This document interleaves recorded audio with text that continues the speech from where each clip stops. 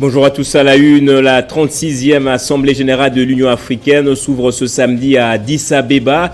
Mais en marge de cela, des chefs d'État africains se retrouveront en deux réunions pour parler justement de la situation sécuritaire qui prévaut dans l'Est de la RDC.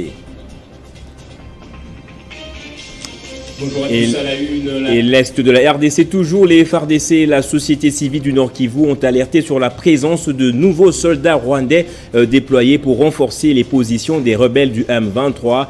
Nous serons en ligne dans ce journal avec un membre de la société civile du Nord Kivu.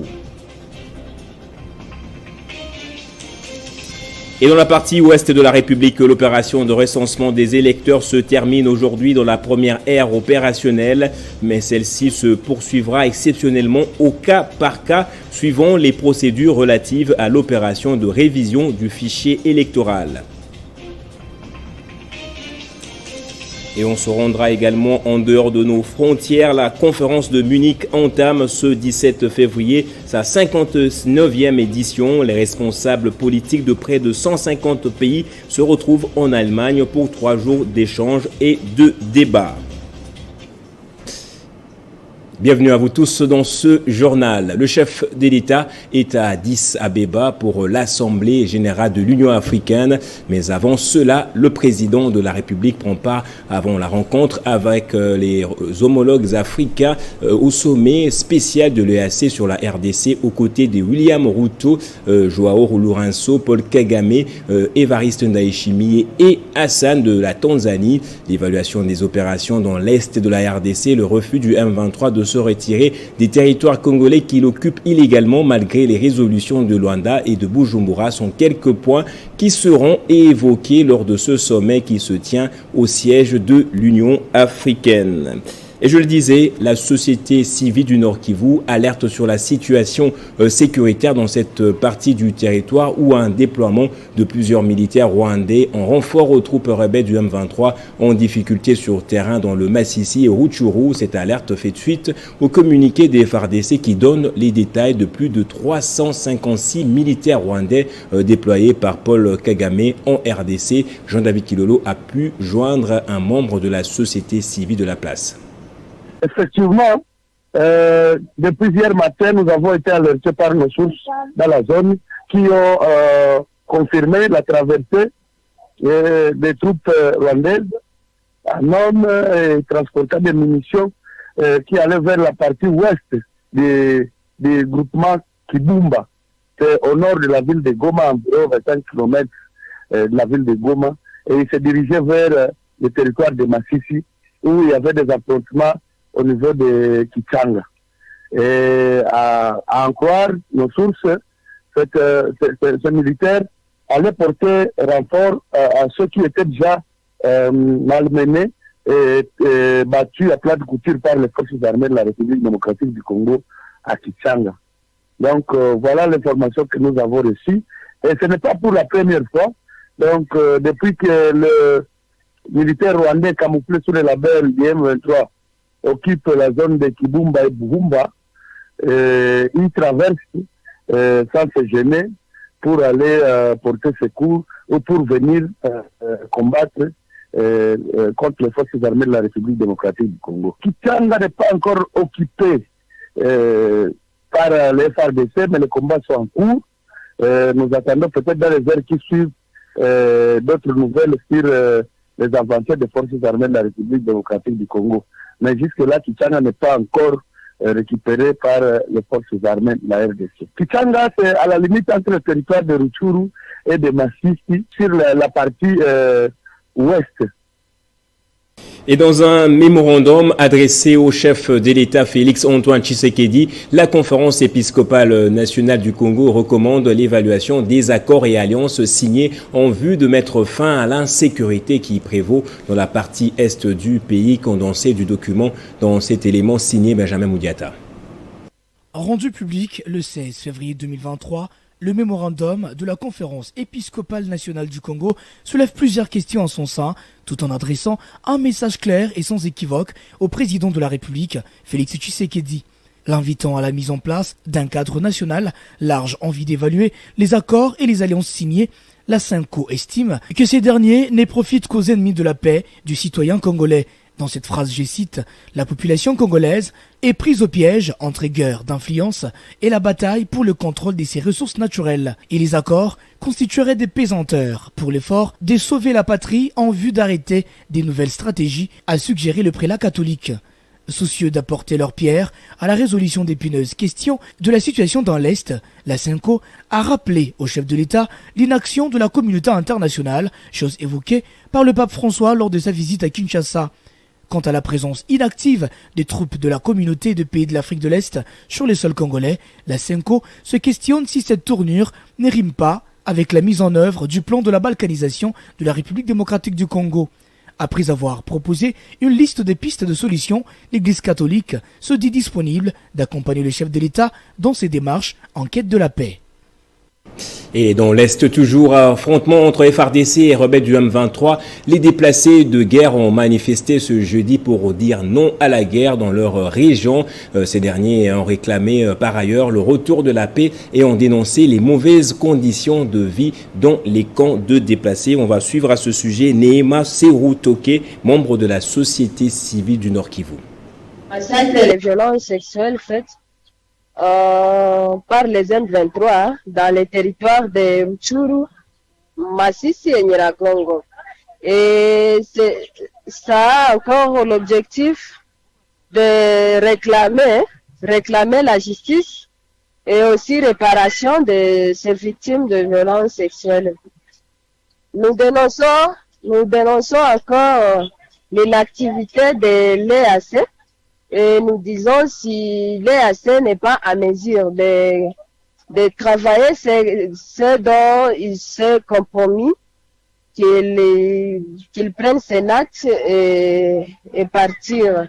Les femmes victimes de violences sexuelles peuvent être évaluées à 152 femmes violées, 482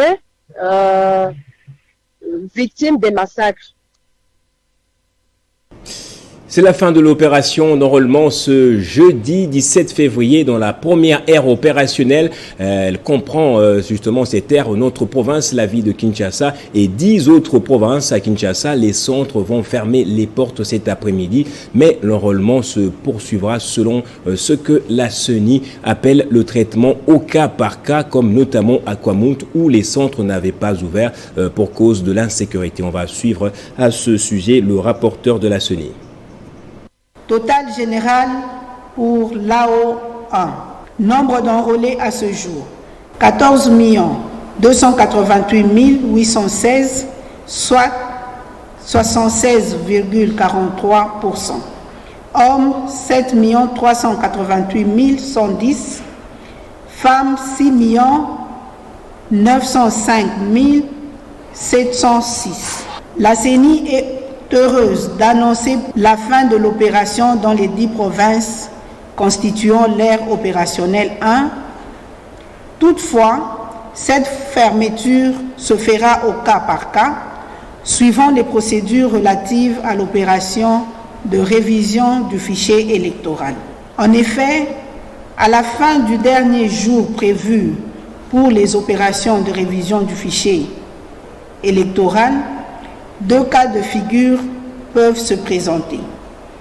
Le premier cas, tous les requérants détenteurs de jetons ou non qui se sont présentés avant 17 heures, heure locale, ont été enrôlés. Le centre d'inscription ferme définitivement ses portes au public. Deuxième cas, présence des requérants dans la file d'attente au-delà de 17 heures, détenteurs ou non des jetons, le président du centre d'inscription, le PCI, leur remet un nouveau jeton en vue de leur enrôlement pendant le temps supplémentaire et dès le jour suivant jusqu'à l'épuisement des jetons distribués. S'agissant de la commune de Maluku dans la ville-province de Kinshasa, les 24 CI qui ont fermé pour cause d'insécurité seront ouverts progressivement selon que la situation sécuritaire s'améliore. Il en est de même du territoire de Kwamount dans la province du Mai-Ndombe. Mesdames et messieurs de la presse, La CENI rappelle à tous les compatriotes en droit de voter l'impérieuse nécessité de se rendre activement dans les centres d'inscription les plus proches de leur résidence pour l'obtention de leur nouvelle carte d'électeur tenant lieu de carte de citoyen qui sera délivrée plus tard par l'ONIP. Et l'actualité à la CENI, c'est aussi le lancement jeudi 16 février de l'opération d'identification et d'enrôlement des électeurs dans la 3e ère opérationnelle. C'est le président de la CENI, Denis Kadima, qui a donné le go depuis Kisangani, chef-lieu de la province de Tshopo, où il a encouragé la population à se livrer massivement à l'exercice. Gloria Mbouya. Aussitôt débarqué, le patron de la centrale électorale s'est rendu au gouvernorat de la Tshopo pour y rencontrer la gouverneure Madeleine Nikomba Sabangu. Au centre des discussions, notamment la sécurité du processus. Nous sommes venus rencontrer Madame la gouverneure ainsi que Monsieur le vice-gouverneur pour avoir une idée de la situation de la province en ce qui concerne la préparation par rapport au processus d'enrôlement des électeurs.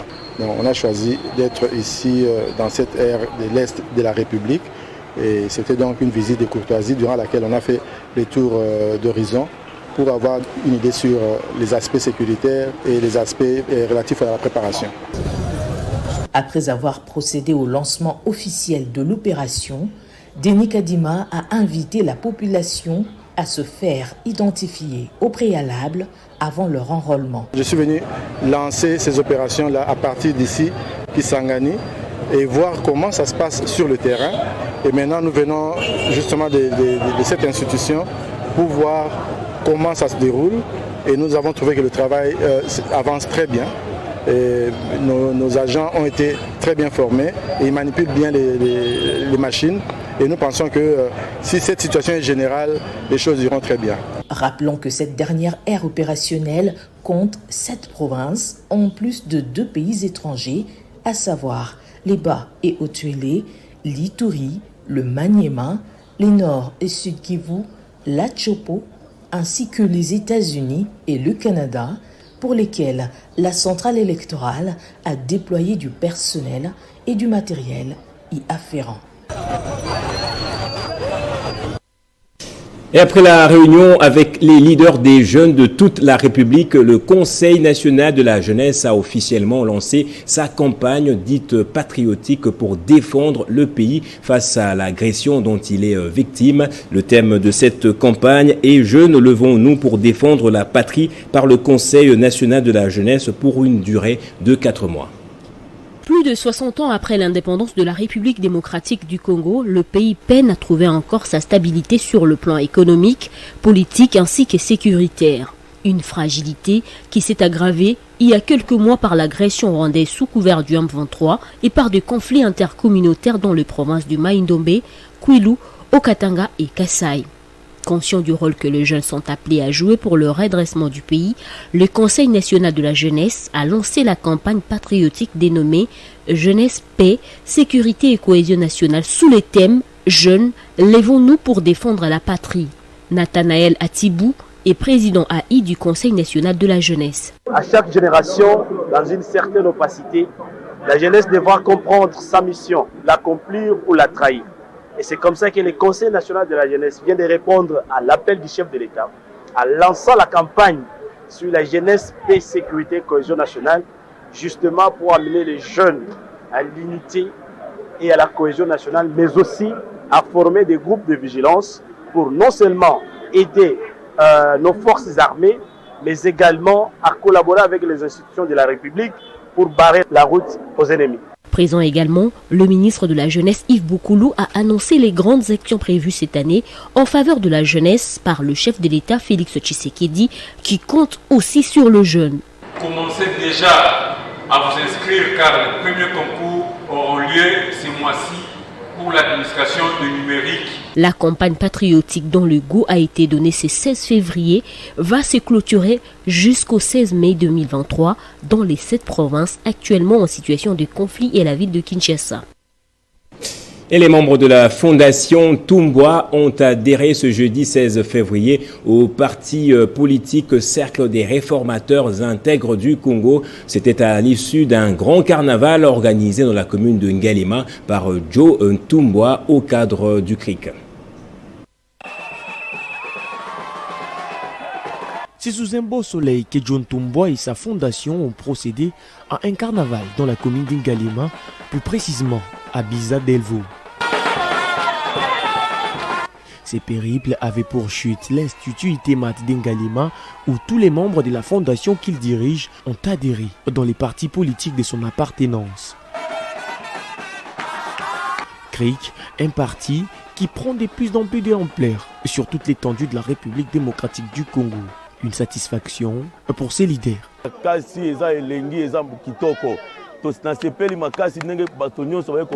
Cette action est mission accomplie pour John Tumbwa au cadre du CRIC qui compte encore mobiliser plusieurs autres personnes qui intégreront la vision de l'autorité morale du CRIC, Stéphanie Mbombo, qui compte implanter ses partis dans tous les coins et recoins de la République démocratique du Congo.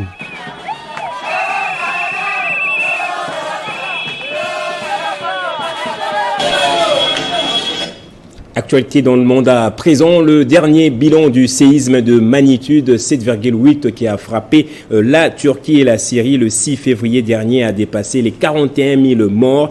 Les sauveteurs turcs ont sorti ce jeudi des décombres une jeune fille de 17 ans et une femme d'une vingtaine d'années, près de 11 jours après la secousse qui a ravagé la zone frontalière entre les deux pays. Mais la Turquie a suspendu justement les opérations de sauvetage dans certaines régions et le gouvernement de Syrie, pays déchiré par la guerre depuis 12 ans, a fait de même dans les zones qu'il contrôle. La 59e édition de la conférence de Munich s'est ouverte ce vendredi sur fond de guerre entre l'Ukraine et la Russie. 30 chefs d'État et de gouvernement, une centaine de ministres du monde entier se retrouvent du 17 au 19 février. 3 journées d'échanges et de débats sur les thèmes de la sécurité mondiale. La guerre en Ukraine, près d'un an déjà, et les tensions exacerbées entre Pékin et Washington constituent les principaux enjeux de cette conférence de Munich qui se tient chaque année dans la capitale bavaroise. Plus de 150 représentants gouvernementaux vont se retrouver à cette grande messe consacrée aux questions de sécurité internationale. Les chanceliers allemands Olaf Scholz et le président français Emmanuel Macron figurent parmi les têtes d'affiche de cette rencontre où l'on note également la présence du chef de la diplomatie chinoise Wang Yi, la vice-présidente américaine Kamala Harris, le chef de la diplomatie Anthony Blinken, ainsi que le chef de l'OTAN Jens Stoltenberg, qui quittera ses fonctions à l'automne. Le ministre des Affaires étrangères ukrainien Dmytro Kuleba est également attendu à Munich, mais aucun responsable russe n'a été invité cette année car le pays est sanctionné pour son invasion en Ukraine. Les dirigeants occidentaux devraient renouveler leur engagement à soutenir Kiev financièrement et militairement aussi longtemps qu'il les faudra pour repousser l'agression russe engagée depuis le 24 février 2022, car les conflits qui s'enlisent actuellement dans l'Est et notamment à Bakhmout ne donnent aucun signe d'apaisement. La conférence de Munich a noté que cette instance de débat sur la sécurité internationale a été fondée en 1963 par un ancien officier allemand qui avait participé au complot contre Hitler. Le sport à présent, l'incertitude plane quant à la reprise du championnat. Hier encore une fois, une réunion s'est tenue entre le comité de gestion et la Linafoot et le représentant de l'association des dirigeants des clubs du football du pays. Il faudra encore patienter d'après ce qui est ressorti des échanges. L'économie de cet échange à la FECOFA, c'est avec Lambert Osango, président de l'AC Rangers. FECOFA Azako Bundakak. Bazana séance de travail isusu bakokutana na Linafoot pour trouver solution ya kotala ndeni ni championnat qui continue ou pas, mais tozozela au jour d'aujourd'hui na lelo tokoki koloba que solution ya kobandela ndembo lelo lobi nanu te, mais a rassurer biso que azana musika mingite peut-être à trouver solution.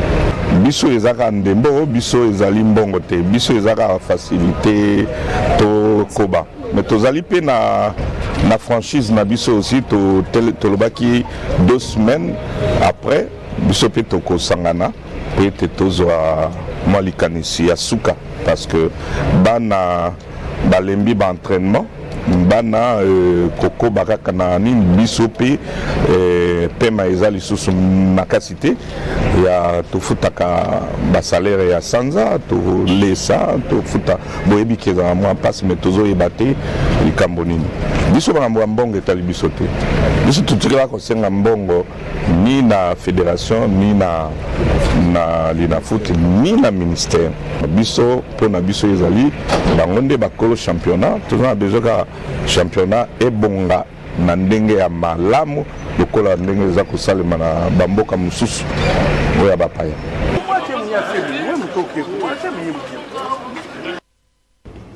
Place au rappel des titres à présent. La 36e Assemblée générale de l'Union africaine s'ouvre ce samedi à Addis Abeba, mais en marge de cela, des chefs d'État africains se retrouveront en 2 réunions pour parler de la situation sécuritaire qui prévaut dans l'est de la RDC. Le chef de l'État congolais Félix Tshisekedi est depuis hier dans la capitale éthiopienne. Et l'Est de la RDC toujours, les FARDC et la société civile du Nord Kivu ont alerté sur la présence de nouveaux soldats rwandais déployés pour renforcer les positions des rebelles du M23.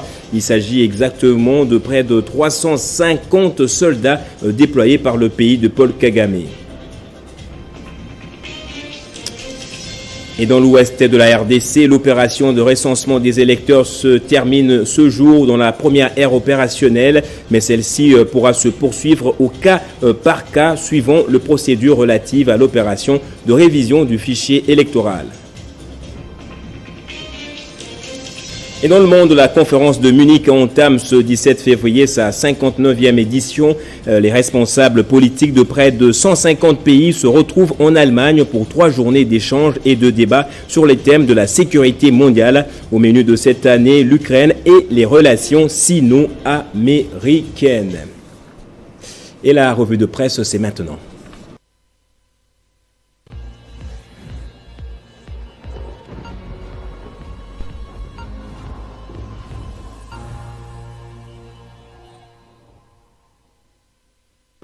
La lecture des journaux, c'est avec Héritier Tambois qui est là déjà. Héritier, bonjour et bienvenue à vous. Merci Gaëtan. À la une des journaux parus ce vendredi à Kinshasa, est de la RDC, la SENCO recommande au chef de l'État de consolider la cohésion nationale et de raviver l'esprit patriotique.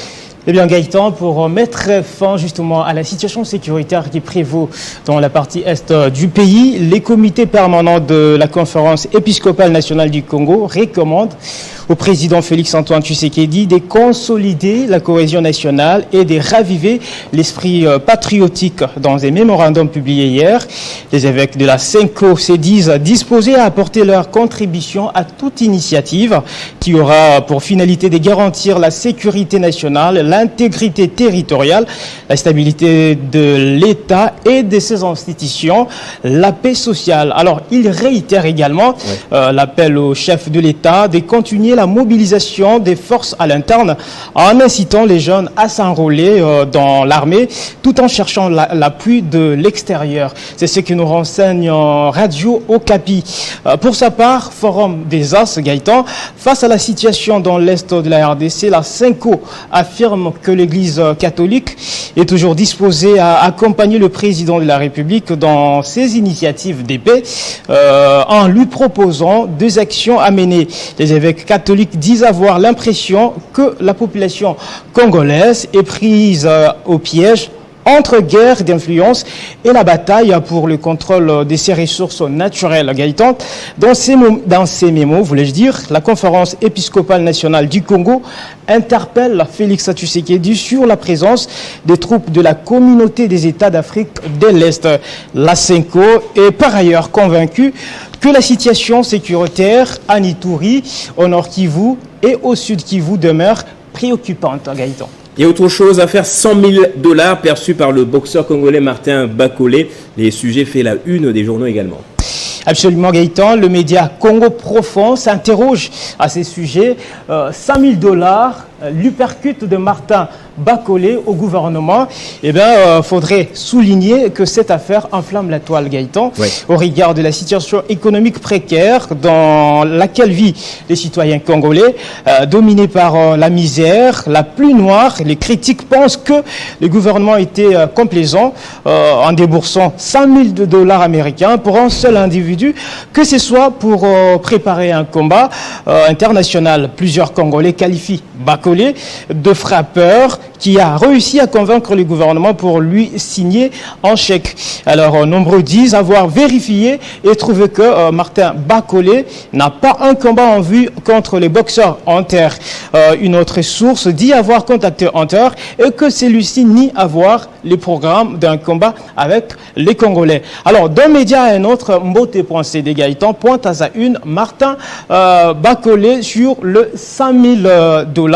Les dossiers étaient sur la table du gouvernement parce que je devais affronter Michael Hunter. Martin Bakolé revient justement sur la procédure du décaissement de fonds par l'État pour sa préparation qu'il a perçue mercredi dans un live spécialement tenu sur son compte Facebook pour éclairer la lanterne Gaëtan.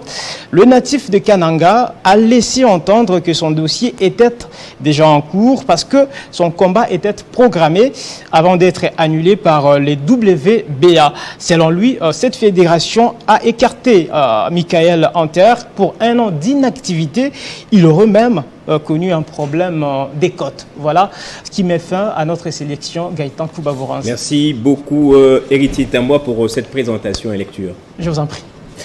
Et c'est par ici que se referme ce journal. Merci à vous également de l'avoir suivi. Soyez toujours dans la joie, Madame, Messieurs.